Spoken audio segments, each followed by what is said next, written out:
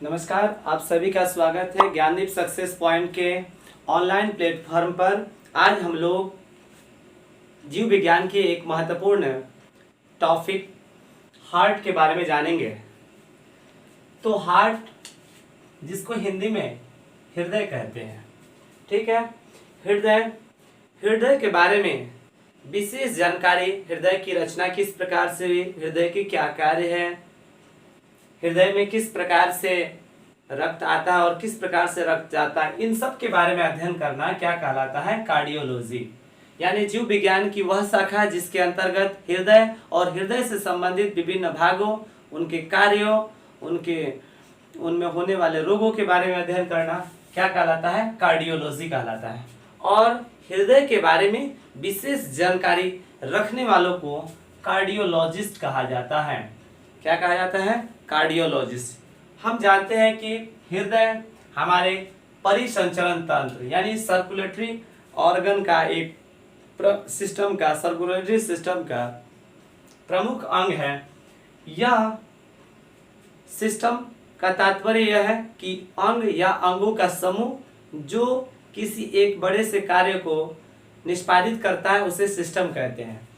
जैसा कि रक्त, हमारे शरीर में रक्त होते हैं और उस रक्त का परिवहन करने के लिए जितने भी ब्लड वेसल्स होता है, हार्ट है, इन सभी को क्या कहा जाता है? सिस्टम कहा जाता है। तो हृदय क्या है? एक तरह के सर्कुलेटरी ऑर्गन है। कहने का मतलब यह परिसंचरण अंग है जो रक्त को ये खुद तो स्थिर रहकर रक्त को यह क्या करते हैं? पंप के माध्यम से एक स्थान से दूसरे स्थान तक भेजती है। यह परिसंचरण का कार्य करती है। इसके बाद हृदय क्या है? एक पंपिंग ऑर्गन है। पंपिंग ऑर्गन का मतलब होता है यह रक्त को अंदर सोखती है और फिर इसे रिलैक्सेशन के द्वारा क्या करती है? बाहर भेजती है, और जिससे संपूर्ण शरीर के भागों तक पहुंचता है। और यह किसका पंपिंग करता है? तो ब्लड का पंपिंग करता है। ध्यान रखेंगे, हृदय हमारा मस्कुलरी ऑर्गन है। मस्कुलरी ऑर्गन कहने का मतलब यह पूरी तरह से मांसपेशियों से बना है, यानी इसमें कोई सी भी तरह की कोई अस्थि नहीं पाई जाती है। इसकी अगर तुलना हम लोग जीभ से करेंगे, क्योंकि जीभ में भी पूरी तरह से क्या है? वो भी मस्कुलरी ऑर्गन है, क्योंकि उसमें भी सभी मसल से बनी होती है, कोई भी अस्थि उसमें नहीं पाई जाती है। या पेशिया अंग है। क्या है? यह पेशिया अंग है। इसकी वेट, इसकी वजन की अगर बात करते हैं तो इसके ऑन एवरेज जो वजन होता है 300 ग्राम का होता है। मानव हृदय का वजन कितना ग्राम का होता है? लगभग 300 ग्राम की होती है। वही इन्फेंट, जब शिशु अवस्था में जब किसी का जन्म होता है, उस जन्म की अवस्था में उसकी जो वेट होती है वह 20 से 25 ग्राम की होती है। लेकिन यह माना जाता है कि मेल के जो हार्ट की वेट होती है वह लगभग 280 से 340 ग्राम के बीच मानी जाती है, और फीमेल के लिए यह 230 से लेकर 280 ग्राम की होती है। ठीक है, लेकिन एवरेज अगर पूछा जाए तो 300 ग्राम। इसका ये मतलब नहीं हुआ कि लड़कियों का हृदय कमजोर होती है, ये कुछ नहीं होती है, क्योंकि हार्ट अटैक की जो समस्याएं आती हैं वो लड़कों में ही ज्यादा रहते हैं लड़कियों की तुलना में। ये आगे चल के हम लोग जानेंगे वीडियोस में। इसका लोकेशन, यानी यह स्थित कहाँ होता है, कहाँ इसकी स्थिति है, तो यह कहाँ रहता है हमारे बॉडी के अंदर। तो ध्यान रखिए, यह चेस्ट कैविटी कहने का मतलब होता है हमारे जो छाती है, छाती की गुहा में होता है, गुफा में होते हैं। चेस्ट कैविटी में यह क्या होता है? स्थिर होता है। ठीक है, हम जानते हैं कि ये लंग्स, ये हमारा फेफड़ा है। ये क्या है? हमारा फेफड़ा है। हम लोग जानते हैं कि मानव शरीर में 2 फेफड़े हैं, एक राइट और एक लेफ्ट। जो दाहिना फेफड़ा है और बायां फेफड़ा। तो जो हमारा हृदय है वो बाएं फेफड़े में थोड़ा सा अंदर की ओर यह दबा हुआ भाग होता है। ठीक है, इस दबे हुए भाग में वह रहता है, निवास करता है। कौन? हमारा हृदय। तो इस एरिया को हम लोग कार्डिक नोच कहते हैं। क्या कहते हैं? कार्डिक नोच। यानी जो ये नीचे वाला एरिया थोड़ा सा दबा है, इसी कार्डिक नोच में कौन सा स्थिर होता है? वह हमारा हृदय रहता है। ध्यान रखें, हृदय की स्थिति क्या है? यह चेस्ट कैविटी में, चेस्ट कैविटी यानी हमारे दोनों फेफड़ों के बीच के स्थान, जिसको मीडिया स्टेम कहते हैं। क्या कहते हैं इसको? Media stannum. और उसी मीडिया स्टेनम में जो लेफ्ट लंग्स है, बायां फेफड़ा, उस बायां फेफड़े में हल्का सा मुड़ा रहता है, क्योंकि दोनों फेफड़ों की साइज एक जैसा नहीं रहता, अलग अलग रहता है, जिसमें लेफ्ट लंग्स जो होता है थोड़ा सा छोटा रहता है और राइट लंग्स थोड़ा सा उससे बड़ा रहता है। तो ये कार्डिक नोच में कौन स्थिर होता है? तो आपका हृदय स्थिर होता है। अब हम लोग न्यूट्रिशन में चेस्ट कैविटी में होता है। ध्यान रखेंगे जो ये भी आकार का शेप दिखाई दे रही है आकृति में, यह अंग्रेजी के भी आकार का शेप है। इसे हम लोग कहते हैं चेस्ट बोन, छाती की हड्डी है ना, इसको क्या बोलते हैं? Chest bone. और इसे साइंस की भाषा में क्या बोलते हैं? स्टर्नम। चेस्ट बोन को किस नाम से जानेंगे? स्टर्नम। तो ध्यान रखिए, स्टर्नम के दोनों सिरे पर लंग्स और हार्ट की सुरक्षा के लिए रिब्स बनी होती है। रिब्स कहने का मतलब पसलियां, और इनकी संख्या कुल मिलाकर 12 पेयर्स होती है, अर्थात 12 जोड़ी 24। अगर संख्या में बात की जाए तो 24 की संख्या में दोनों साइड 12-12 पसलियां होती है। और इन्हीं पसलियों के बीच में अंदर हमारा हार्ट और लंग्स होता है। तो लंग्स हार्ट की जहां तक बात है, वो रिब्स नंबर 2 से, यानी पसलियों की संख्या 2 से पसली संख्या 6 के बीच में हमारा हार्ट है। हाँ, ये निश्चित है कि इसमें 12-12 दोनों साइड शायद नहीं बना है, आप लोग बना लेंगे। तो इसमें 12 पसलियां राइट साइड में और 12 पसलियां लेफ्ट साइड में होती है। ठीक है, तो ध्यान रखें कि जो हार्ट का एक्चुअल लोकेशन होता है वो लेफ्ट साइड की ओर ज्यादा होता है, क्योंकि लेफ्ट साइड में हार्ट का लगभग 70 to 80% हिस्सा लेफ्ट साइड में होती है, जबकि 15 to 20% हिस्सा इसके नीचे होता है। किसके नीचे? तो चेस्ट बोन के नीचे, यानी बीचों बीच वाले भाग में होता है। 15 से 20% का जो एरिया होता है वह इसी स्टर्नम के बीच में होता है। कभी कभार ऐसा सुनने को मिलता है कि किसी किसी व्यक्ति का चेस्ट हार्ट राइट साइड में होती है। यह बहुत बिरले होता है, लेकिन अधिकांश लोगों का क्या होता है? लेफ्ट साइड में होता है। अगर ये 70 to 80% को अगर हम लोग वेट में देखें तो लगभग 200 से 220 ग्राम का जो वजन होता है वो लेफ्ट साइड की ओर होता है।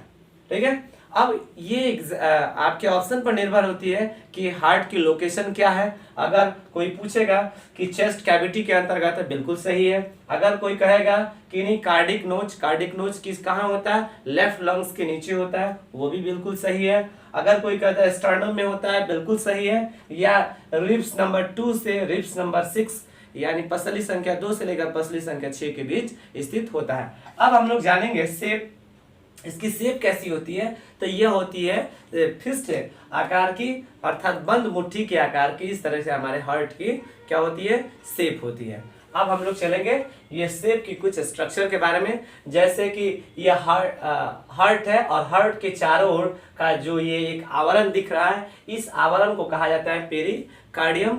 यह इसके 2 भाग होते हैं, एक फाइबर्स और एक सिरोस होता है। जो फाइबर्स होता है वो आउटर लेयर, ये आउटर लेयर का नाम क्या है? फाइबर्स है। जबकि ये 2 चीजें होती है इसमें, ये वाला एरिया जो इसमें दिख रहा है आपको, इधर वाला, यानी हार्ट की बाहरी परत और आवरण के जो बाहर की ओर जो ये आवरण है, इस आवरण के अंदर भाग, इन दोनों भाग को कहा जाता है सिरोस। फिर से सुनिए कि हार्ट के जो बाहर ये आवरण है, इस आवरण को पेरिकार्डियम कहा जाता है। यह 2 भाग होते हैं, एक फाइबर्स कहते हैं और एक सिरोस कहते हैं। जो फाइबर्स होते हैं वह इस लेयर, जो आवरण है, इस आवरण के बाहरी भाग को हम लोग किस नाम से जानते हैं? फाइबर्स के नाम से जानते हैं। वो रेशेदार प्रकृति के होते हैं। लेकिन इस फाइबर्स के अंदर भी एक संरचना दिख रही है आपको, ये गोल गोल संरचना।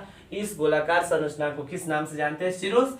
और ये आपका हार्ट है, और इस हार्ट के भी ऊपरी परत को किस नाम से जानते हैं? सिरोस के नाम से जानते हैं। अर्थात इसमें 3 लेयर आपको देखा, एक फाइबर्स, उसके बाद ये सिरस और ये हार्ट का आउटर लेयर। इन तीनों को मिलाकर क्या कहते हैं? पेरिकार्डियम कहते हैं। ठीक है, और ध्यान रखें कि हार्ट हमारे बॉडी में 2 बार आता और 2 बार जाता है, जिसे हम लोग क्या कहेंगे? रक्त का दोहरा परिसंचरण कहते हैं। ये है हमारे हृदय का एक चित्र।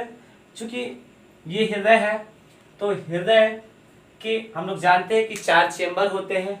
ये जो लाइन खींची गई है यहाँ पर, ये जो लाइन है ये मसल्स जो है, इस मसल को सेप्टम कहते हैं। क्या कहते हैं? सेप्टम कहते हैं, जो 4 समूहों में बटा है। ये जरूरी नहीं है, ये नहीं कह सकते हम कि चारों समूह बड़ा है। निश्चित रूप से ऊपर वाला हिस्सा क्या है? छोटा है, और नीचे वाला हिस्सा क्या है? बड़ा है। इन चारों भाग में इसका नाम अलग अलग है। ये ऑरिकल है, ऑरिकल है। और कौन सा ऑरिकल है? तो लेफ्ट ऑरिकल है। क्या इसको बोलेंगे? Left auricle. लेफ्ट ऑरिकल कहने का मतलब होगा, हिंदी में क्या कहेंगे इसको? वाया अलिंद। क्या बोलेंगे इसको? बाया अलिंद बोलेंगे। क्या बोलेंगे इसे? बाया अलिंद। उसी प्रकार इधर इसको क्या बोलेंगे? Right auricle. राइट ऑरिकल का मतलब दाया अलिंद। क्या बोलेंगे इसको? दाया अलिंद। नीचे वाले हिस्से, इधर वाले हिस्से को लेफ्ट वेंट्रिकल कहते हैं। क्या कहते हैं? लेफ्ट वेंट्रिकल, अर्थात इसको हम लोग बोलते हैं बाया निलय। क्या बोलेंगे? बाया निलय कहते हैं, है ना। और ठीक वैसे इसके बगल वाले में इधर राइट वेंट्रिकल अर्थात दाया निलय कहते हैं। ठीक है, इससे है इन चारों हिस्सों में जो ये नीचे वाला लेफ्ट वेंट्रिकल है, जिसको हम लोग बाया निलय कहते हैं, यह सबसे बड़ा, इन चारों चेंबर्स में सबसे बड़ा चेंबर्स क्या होता है? ये दाहिना वाला है। क्योंकि हम जानते हैं कि मानव का जो चेंबर्स होते हैं, मानव में 4 कोष्ठकीय होता है। बाद में पढ़ेंगे किन किन जीवों में कितने कितने कोष्ठक होते हैं। फिलहाल हम लोग मानव के बारे में जान रहे हैं। तो मानव में 4 कोष्ठक होते हैं, 4 चेंबर्स होता है ना। और ये 4 chambers right auricle, left auricle, right ventricle और लेफ्ट वेंट्रिकल के नाम से जानते हैं। ठीक है, अब ध्यान देने वाली बात यह है कि इसमें सबसे पहले रक्त किसमें पहुंचता है? तो ध्यान रखें, सबसे पहले रक्त पहुंचता है राइट ऑरिकल में। कहां पहुंचता है? राइट ऑरिकल में। राइट ऑरिकल के बाद यहाँ पर 3 तरह के कपाट होते हैं, 3 दरवाजा होता है। और ये जब इसमें पूरी तरह से भर जाता है राइट ऑरिकल में, तो रक्त किस में आ जाता है? इसमें आ जाता है। इसमें कहने का मतलब राइट वेंट्रिकल में आ जाता है, अर्थात दाया निलय में आ जाता है। दाया निलय में जैसे आता है तो यहाँ पर एक चंद्रकार रचनाएं होती हैं, संरचना होती है। ये चंद्रकार रचनाओं के माध्यम से पुनः यहाँ से जो नलिकाएं निकलती है, ये हमारे फुफ्फुस धमनियों तक पहुंचा देती है। क्या करती है? यह हमारे फेफड़े तक ले जा करके छोड़ देती है। क्लियर हो गई? अब इधर से रक्त कहाँ से आएगी? हमारे लंग्स से रक्त इसमें आ जाएगा, अर्थात बाया अलिंद में आ जाएगा, लेफ्ट ऑरिकल में आ जाता है। लेफ्ट ऑरिकल में यहाँ पर 2 कपाट लगे होते हैं। कौन सा? बाई 2 कपाट होते हैं। और जब ये पूरा भर जाता है तो यहाँ पर आ जाता है। ध्यान रखेंगे, इधर लेफ्ट साइड में, मतलब सॉरी राइट साइड में, ये कार्बन डाइऑक्साइड युक्त रक्त आता है, ब्लड। कार्बन डाइऑक्साइड युक्त ब्लड को क्या बोलते हैं? डीऑक्सीजनेटेड, है ना। कार्बन ऑक्सीजनेटेड, कार्बन डाइऑक्साइड इसमें घुला रहता है। इम्प्योर ब्लड कहते हैं, अशुद्ध रक्त कहते हैं, है ना। वही अशुद्ध रक्त इसमें से इसमें आ जाता है और इसके माध्यम से वो फेफड़ों तक पहुंच जाता है। लेकिन जो बाया अलिंद की बात की जा रही है, लेफ्ट ऑरिकल की, तो इसमें शुद्ध रक्त आता है जो सीधे सीधे हमारे फेफड़ों से होकर इसके अंदर आ जाता है।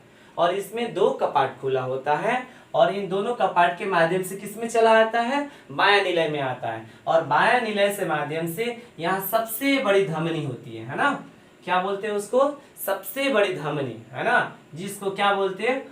आयोटा बोलते हैं या ऑर्टा बोलते हैं। ये आयोटा के माध्यम से आगे चलने के बाद यह कई भागों में बटा रहता है और इसके माध्यम से पूरे शरीर में यह क्या होती है? आगे चलकर फैल जाती है। जैसा कि आपने देखा कि रक्त पहले किस में आया था? राइट ऑरिकल में, यानी दाया अलिंद में आया था। और दाया अलिंद के बाद से कहाँ चला गया? दाया निलय में। ठीक है, उसके बाद रक्त कहाँ आया था? बाया अलिंद में आया था। और उसके बाद कहाँ आया? बाया निलय। इस प्रकार हम लोगों ने देखा कि रक्त को एक चक्कर पूरा करने में, सर्कुलेटरी सिस्टम का एक चक्कर घूमने में 2 बार आना पड़ा। इस कारण इसको डबल सर्कुलेटरी सिस्टम ऑर्गन कहते हैं, सिस्टम कहते हैं। हमारे हृदय में, वही बात मैंने लिखा यहाँ पर, हमारे हृदय में 2 बार ब्लड आता है और जाता है, अतः इसे क्या कहते हैं? दोहरा परिसंचरण तंत्र कहते हैं। उम्मीद है कि यह चीजें आपको अच्छा से बढ़िया से समझ में आ गई होगी। अगर समझ में आई होगी तो इस वीडियो को लाइक और कमेंट्स और शेयर जरूर करें। धन्यवाद।